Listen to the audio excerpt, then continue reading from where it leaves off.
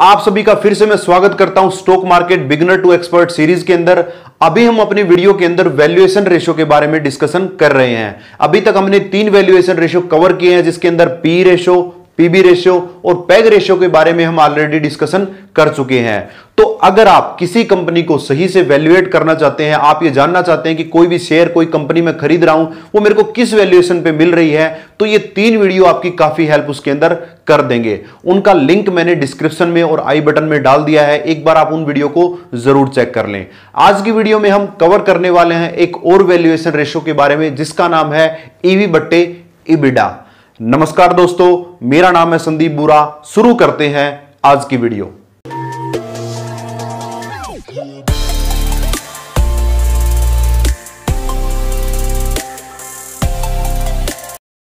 तो ईवी बट्टा इबिडा को समझने के लिए हमें सबसे पहले समझना पड़ेगा ईवी और इबिडा के बारे में। तो सबसे पहले समझते हैं ईवी क्या चीज है। ईवी का मतलब है इंटरप्राइजेज वैल्यू, यानी इंटरप्राइजेज वैल्यू इक्वल टू आता है मार्केट कैप प्लस डेट, और उसमें से अगर हम कैश को माइनस कर देंगे तो हमारे पास इंटरप्राइजेज वैल्यू आ जाएगी। इसमें हमें 2 चीजें ध्यान रखने की जरूरत है कि जो डेट यहां पे है वो शॉर्ट टर्म डेट भी है और लॉन्ग टर्म डेट है। दोनों के दोनों डेट को ऐड करके हम वो वैल्यू काउंट करते हैं। और कैश के अंदर हम कैश को भी लेते हैं और कैश इक्विवेलेंट जो भी चीजें होती हैं उसको भी हम इस चीज के अंदर काउंट करते हैं। तो अब हम समझते हैं इबिडा के बारे में। तो इबिडा की फुल फॉर्म है अर्निंग बिफोर इंटरेस्ट, टैक्स, डिमोटाइजेशन और अमोटाइजेशन, यानी इन चारों चीजों से जो पहले की अर्निंग है उसको हम बोलते हैं इबिडा। इसको अच्छे से समझने के लिए हमें एक डायग्राम को समझना पड़ेगा कि हमारे पास इबिडा कैसे आता है और कैसे वो हमारे लिए यूजफुल है। इस अगर डायग्राम को समझ पाए तो ये चीज हमारे लिए आसान हो जाएंगी। तो सबसे पहले सबसे ऊपर आप डायग्राम में देख रहे हो कि सबसे पहले आता है कंपनी की टोटल रेवेन्यू या टोटल सेल या टोटल बिजनेस हम उस जिसको बोलते हैं। अगर इसमें से हम कॉस्ट ऑफ गुड्स को माइनस कर देंगे तो हमारे पास आ जाएगा ग्रोस प्रॉफिट। और ग्रोस प्रॉफिट में से अगर हम ऑपरेटिंग एक्सपेंसेस यानी जो मार्केटिंग के खर्चे हैं, ऑपरेटिंग के खर्चे हैं, वो अगर माइनस कर देंगे तो हमारे पास आ जाएगा इबिडा। अगर इबिडा में से हम डेप्रिसिएशन और अमोटाइजेशन को माइनस कर देंगे तो हमारे पास आ जाएगा इबिट। और इबिट में से अगर हमने इंटरेस्ट को माइनस कर दिया तो हमारे पास आ जाएगा पीबीटी, जिसको हम बोलते हैं प्रॉफिट बिफोर टैक्स। और इसमें से अगर हमने टैक्स को माइनस कर दिया तो हमारे पास आ जाएगा नेट प्रॉफिट। अब ये डायग्राम समझना क्यों जरूरी है, इसको हम आगे समझने की कोशिश करेंगे कि इस डायग्राम से हमें क्या चीज मिलने वाली है। तो जैसा आपको डायग्राम में दिख रहा है, अगर कंपनी के ईवी को अगर इबिडा से डिवाइड कर देंगे तो हमारे पास ईवी बट्टे इबिडा रेशियो आ जाएगा। मान लेते हैं कि एग्जांपल के अंदर एक कंपनी की एंटरप्राइजेज वैल्यू है 1000 रुपए और उसका इबिडा है 100 रुपए। तो अगर 1000 को हम 100 से डिवाइड कर देंगे तो हमारे पास वैल्यू आ जाएगी 10। यानी कहने का मतलब क्या है, इस कंपनी को हम 10 गुना ज्यादा पे करने को रेडी हैं। दूसरे एग्जांपल में मान लेते हैं कि किसी कंपनी की एंटरप्राइजेज वैल्यू है 1500 और इबिडा उसका है 100, तो यहां पे ईवी बट्टा इबिडा की वैल्यू आएगी 15, यानी इस कंपनी को हम 15 गुना देने को रेडी हैं उसकी अर्निंग के बजाय। तो कहने का मतलब क्या है, जितना इबिडा कम होगा उतनी वो कंपनी चीप वैल्यू पे मिलेगी और जितना इबिडा बढ़ता रहेगा वैसे वैसे कंपनी हमारे लिए महंगी होती चली जाएगी। अगर इसके स्केल की हम बात करें तो 0 से 20 के अंदर हम इसको डिवाइड कर सकते हैं। अगर ईवी बट्टा इबिडा के वैल्यू 8 से लेके 10-12 के आसपास है तो वो कंपनी अपने को ठीक ठाक मिल रही है। अगर 12 से जैसे जैसे वो बढ़ती रहेगी वो कंपनी उतनी ज्यादा वो महंगी होती चली जाएगी।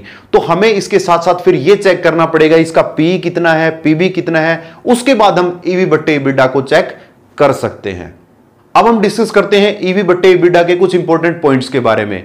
तो सबसे पहले ईवी बट्टा इबिडा रेशियो के साथ साथ आपने पी रेशियो देखना है, पीबी रेशियो देखना है, पेग रेशियो देखना है, उसके बाद ईवी बट्टा इबिडा रेशियो की आपने हेल्प लेनी है।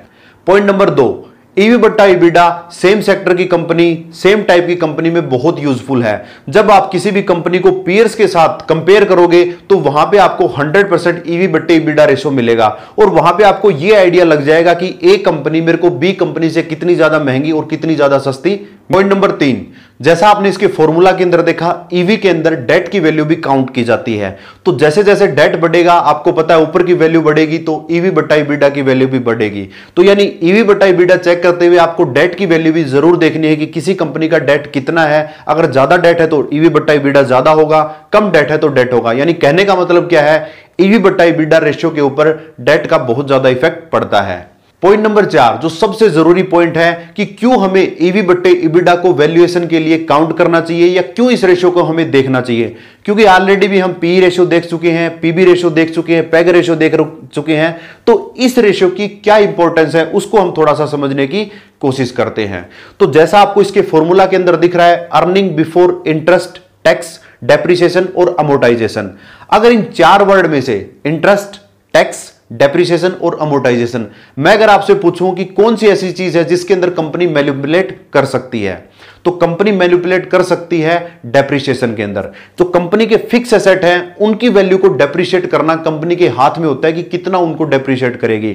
बहुत बार कंपनी अगर ज्यादा डेप्रिशिएट कर देगी तो उसके नेट प्रॉफिट पे असर पड़ेगा, कम डेप्रिशिएट करेगी तो नेट प्रॉफिट पे असर पड़ेगा, और नेट प्रॉफिट पे अगर असर पड़ा तो पी रेशियो पे भी असर पड़ेगा, पीवी रेशियो पे भी असर पड़ेगा और पैग रेशियो पे भी असर पड़ेगा। लेकिन ईवी बट्टा इबिडा के अंदर हम क्या करते हैं, इन चारों वैल्यू को हम छोड़ देते हैं और उससे पहले की अर्निंग लेते हैं, तो हमें एक सही से वैल्यूएशन पता लगती है कि रियल में इस कंपनी की कितनी इनकम है इसके पीयर्स के मुकाबले या सेक्टर के मुकाबले।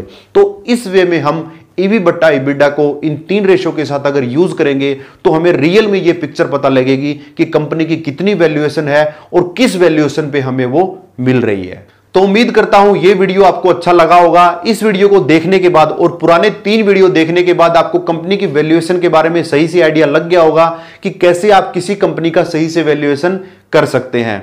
इस वीडियो के साथ मैं आप लोगों को एक सजेशन भी देना चाहूंगा या आप मेरी रिक्वेस्ट मान सकते हो कि जो भी चीज आपको अच्छी लग रही है, आपको लग रहा है कि ये चीज मेरे लिए न्यू है, तो उस चीज को आप राइट डाउन जरूर करें, जरूर कहीं ना कहीं उसको नोटबुक में लिखें, ताकि फ्यूचर में आप दोबारा उस चीज को देख सकें, दोबारा उस चीज को समझ सकें।